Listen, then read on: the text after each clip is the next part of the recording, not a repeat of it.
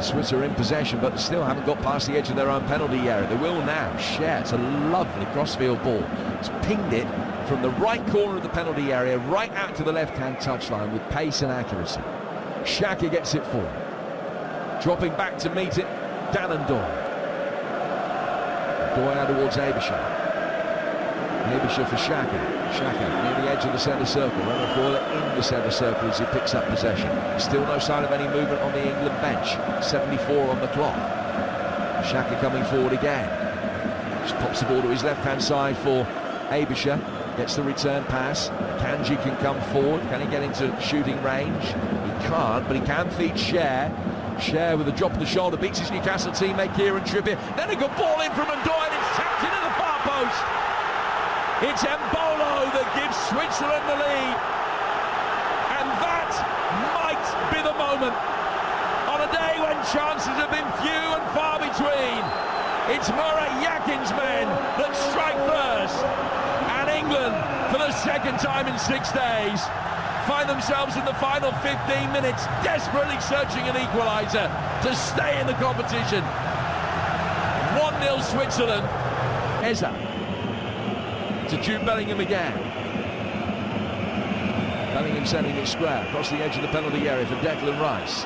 Now out towards the right-hand side of the box for the impressive Saka. Saka working it in, left-footed shot! It's in off the post! And England are back on level terms within 6 minutes! He deserves it! It's a big, big moment again! Saka cutting it onto his left foot, firing it across the face of Sommer, in off the post. It's 1-1. Great character shown from England, and they're back on level terms in the blink of an eye. Absolutely top quality there by Saka. He is the one who's most likely to break this deadlock for England, certainly in the first half, not so much the second. Come inside there, they let him open the goal up, and he's killed one off the far post into the back of the net. Game on now. Oh, it's a brilliant finish. I mean, the kiss off the post was essential. The Swiss have only won one of the 5 penalty shootouts they've ever been in. England have won 3 out of 10. Palmer, left-footed, sends the keeper the wrong way. Brilliant penalty to give England the early advantage. A lot of the Swiss players who are on the field at the moment have taken a penalty in a shootout before. The only win that they've ever had came against France in the round of 16 in Euro 2020. Cher and Kanji both took one and scored that day. And it looks as though it's going to be a Kanji who's going to go first. He's tended in previous shootouts to go third. He missed his last one, and it's saved against Spain in the quarterfinals of the last Euros. Jordan Pickford in penalty shootouts has saved 4 in the past, including one against the Swiss.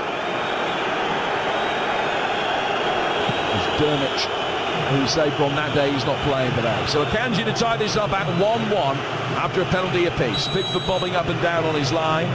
Manuel Akanji stands motionless, addresses the ball right-footed. Pickford saves, diving to his left. Comfortable stop, not a great penalty. Pickford went the right way, and the rest was easy. 1-0 England after one apiece. Yeah, this is interesting. Bellingham coming up to take the next penalty. I would have probably had 1 or 2 of his teammates slightly before him, but listen, the goalkeeper, as we expected, is a barrier and a half psychologically as well. He gets in people's heads. I'll go back to what you mentioned the other day. You put your first penalty taker, your best penalty taker first, and you put your second best penalty taker fourth. That's the logic that England subscribe to. Bellingham will go second. He paces out a 3-step run up backwards, then moves to the left-hand side, exhales and clips it right-footed into the bottom right-hand corner with consummate ease, like he was playing in the park in Stourbridge against his brother as an 8-year-old. 2-0 England. Super penalty, absolutely super penalty. I can honestly say I'm sat here with so much confidence that the preparation that these boys have gone in. I know our best 5 penalty takers are going to stand up and take the best five penalties they possibly can. Fabian Schär goes second, as he tends to do. He scored 3 of his 4 penalties in shootouts in the past, but missed his last one, which came in the quarterfinals against Spain. Bottle's just been thrown on the pitch and almost hit Jordan Pickford, but for perfectly entitled to move that, because the ball might have hit it. Puts a little bit of pressure on Schär, hits it right-footed, and he sent Pickford the wrong way. So 2 penalties apiece still, advantage England. They're 2-1 up. Yeah, long way to go. That young man Saka is making the walk up now. He knows what it's like to take a penalty in a big game. Saka is number 5 in the final of the last Euros, but his penalty record for Arsenal has been exemplary. He goes third for England. Jan Sommer just being told to come back. He was running on the edge of the 6-yard box for a moment. Sato looks at him with face of thunder and tells him to stand on his line in the right position and to stop prevaricating. Bukayo Saka taking 3 or 4 quick steps back.